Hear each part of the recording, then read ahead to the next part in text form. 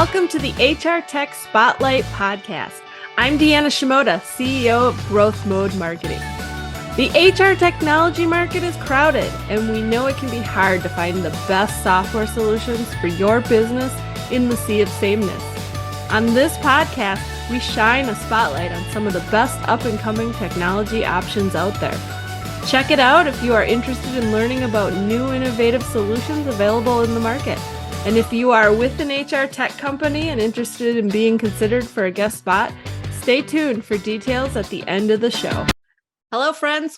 We're back with another episode of the podcast. This time, we're putting a spotlight on Enboarder. This human connection platform cuts through the noise of daily communications and elevates the things that matter most with interactive, actionable nudges. By creating better human connections across the entire employee journey, Enboarder helps meet employees' innate needs to feel seen, supported, and to belong. My guest today is Andrea Dumont, Chief Marketing Officer at Enboarder. Welcome, Andrea. It's great to have you on the show. Hi there. Thanks so much for having me. Appreciate that. Yeah, so we were talking before we hit record, and you mentioned you've been in the HR tech space for 25 years. Yeah. Tell us about your background in this area.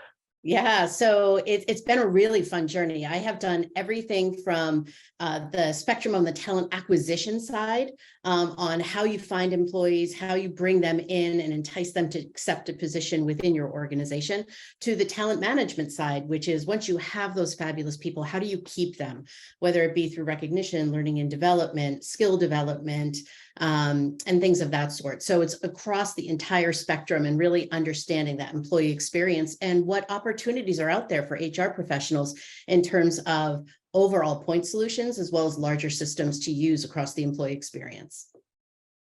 Talking about employee experience, let's dig into Enboarder and talk about what your platform does.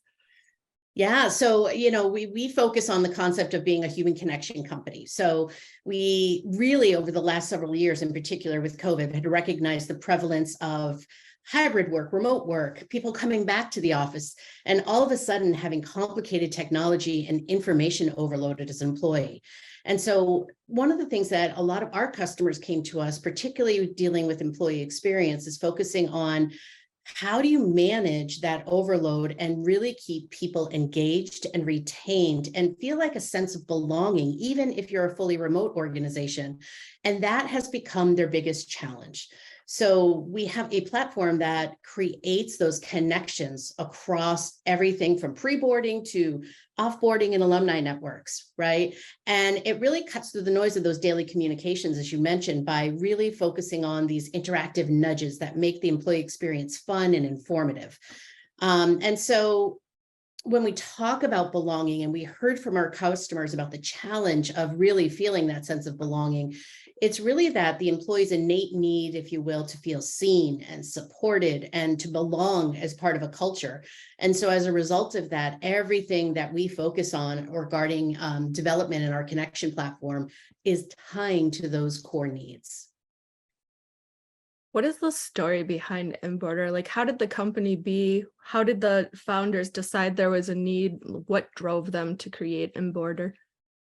Yeah, so Brent Pearson is our CEO, and Enboarder, he founded Enboarder, I think, back in 2015. And it was interesting. The original concept for Enboarder was this mobile app that allowed companies to communicate with employees better, especially those who were not necessarily on email systems, right? So it was targeted primarily at employers of hourly workers. So whether that be hospitality, retail, factories, et cetera, right? So Brent took his prototype to his network of HR folks. As we all know, it's a great network to have. And there was one part of the prototype that everybody seemed to be drawn towards, and that was the concept of onboarding. And so he started focusing on onboarding and researching more about the links of the onboarding experience to business outcomes, and how do we link those together?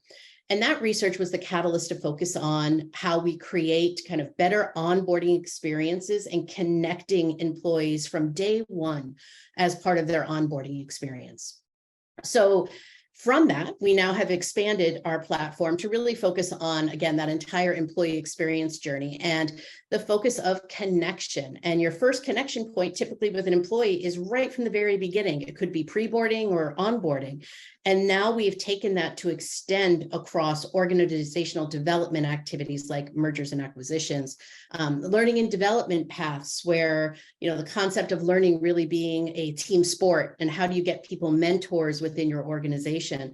And these meaningful moments really occur throughout the entire employee journey. So we've really scoped beyond just that first touch of the employee to focus across that talent management world. So there are a lot of companies in the HR tech space and a lot that play in the space that Enboarder does.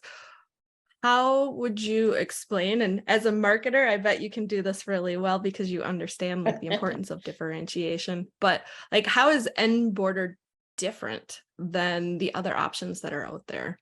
Yeah, so, we have kind of a unique point of view on the market, and it really has come to bear over the last, I would say, couple of years, where people were coming out of COVID and really kind of sitting back and saying, my goodness, what does my workforce look like?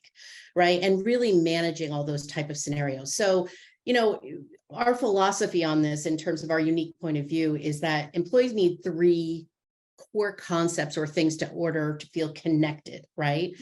They need instrumental support for help in performing tasks, meeting goals, and making connections throughout an organization to help them meet those goals. They need real-time kind of information support and growth, and that helps them understand how they are connected to the culture and the values of the organization. And more importantly, this may be a bit softer, but we need emotional support to nurture belonging, build affinity, if you will, to a brand, and see how these kind of concepts of building that affinity and belonging increase performance, reduce turnover, and have more engaged employees, right? So that's what it comes down to when we look at this, is tying this concept of connection to better retention and higher return with regards to employee activity and engagement. Speaking of higher return, I saw on your website that you've gotten a high performer award a couple of times and best established ROI from G2. Talk a little bit about some of, the things that drive getting those rewards and how you're being perceived in the market. So I think it's a couple of aspects, actually. As always, there's never just one thing. As you know, having been in the HR space long as well, the rise of HRIS systems and really looking at those and saying, this is going to be your employee experience platform. And people realizing as they were rolling those out, it's like, no, this is for operational efficiency, right? This is finance work, this is legal work, things of that sort. And so now all of a sudden people are like, well, wait a minute, that isn't really what we're looking to do. And so how do we create something that layers on employee experience to those operational efficiencies that you get with an HRIS system? So I think that's the first thing.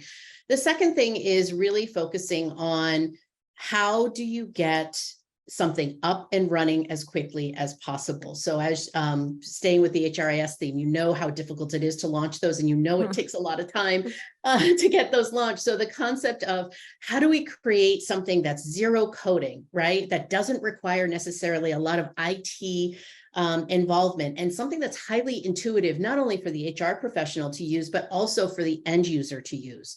So as a result of that, we've been really recognized for how we take those concepts and really leverage the power of belonging and connection and tie that all in together in a very easy to use, beautiful system that allows people to get an employee experience platform up and running very quickly. How do you think leaders should think about today's workforce and how to manage them?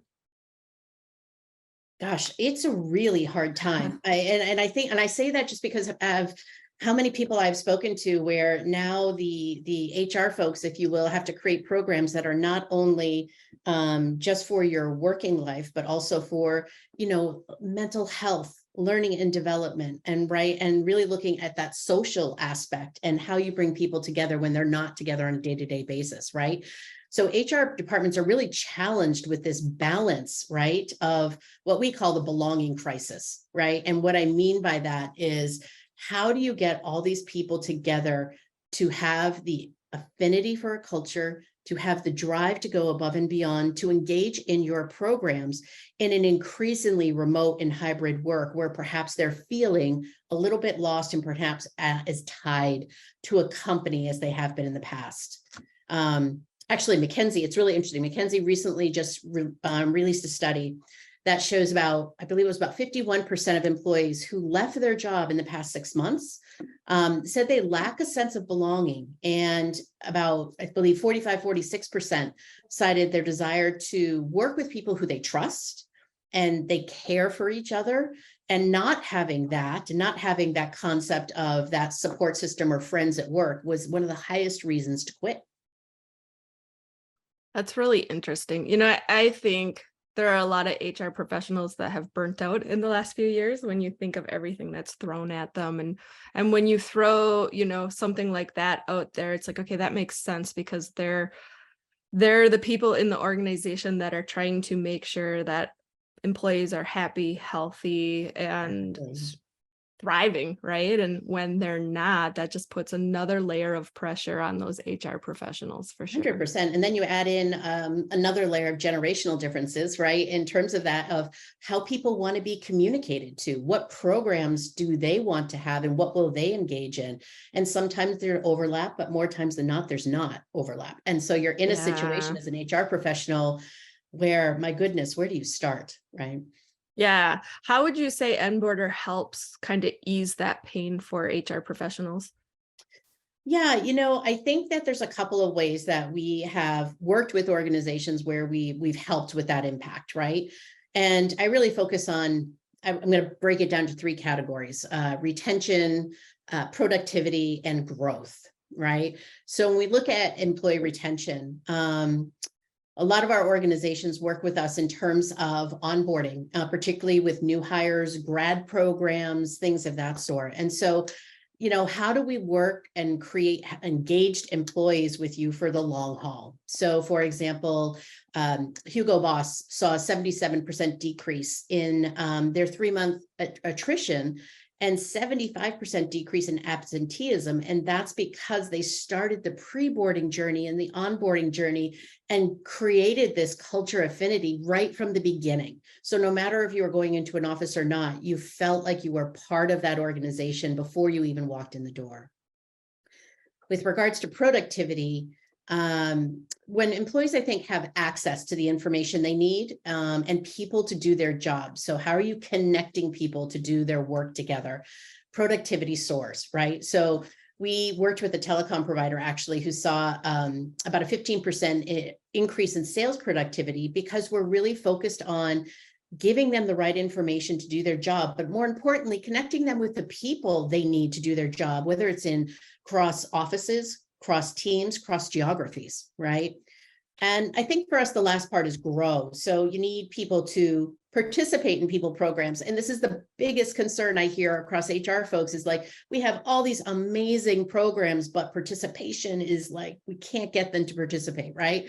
So how do you get them to participate in programs and be successful, right? Well, and part of that is taking those programs, breaking them up, generational differences, whatever it may be, and creating these friendly nudges, if you will, and interactivity where you're connecting with people on the same varied topics. So we worked with TomTom and they doubled their manager engagement with their people programs just by taking a concept of removing, if you will, the employee experience out of their HRIS system and putting Enboarder on top of that.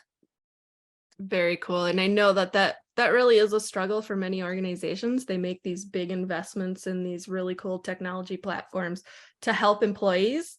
And then if the engagement's not there, it's hard to justify keeping it, right? And I know a lot of times contracts have like, we're going to hit this utilization rate. So it's really important when an HR team makes a purchase that they have a partner that can help ensure that they get employees on board with it and really embracing that new technology that's meant to help them. Agreed. Yeah, absolutely. So who is the perfect fit for Enboarder? We aren't verticalized, if you will. It's any organization really looking to drive connection and engagement across their teams, their offices, their geographies, right? With a focus on improving productivity and employee retention. Is there any sizes that tend to be a better fit? We typically work with organizations with 200 employees up to 10,000 employees, and it just varies on the scope of the program that they want to do with us. Thanks so much for being a guest on the HR Tech Spotlight, Andrea. To our listeners, I know many of you are involved in annual planning and company kickoffs. If you're looking for a fun, innovative way to get employees engaged and build those connections within and across teams, Enboarder has a new offering called the Connection Networking Game that I recommend you check out. I'll share a link for more information in the show notes. And for more information about all of Enboarder solutions, visit their website at enboarder.com.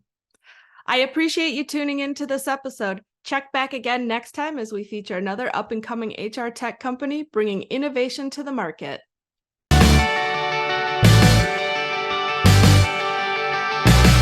Thanks for listening to this episode of the HR Tech Spotlight Podcast, where we showcase some of the best up-and-coming HR technology options in the market.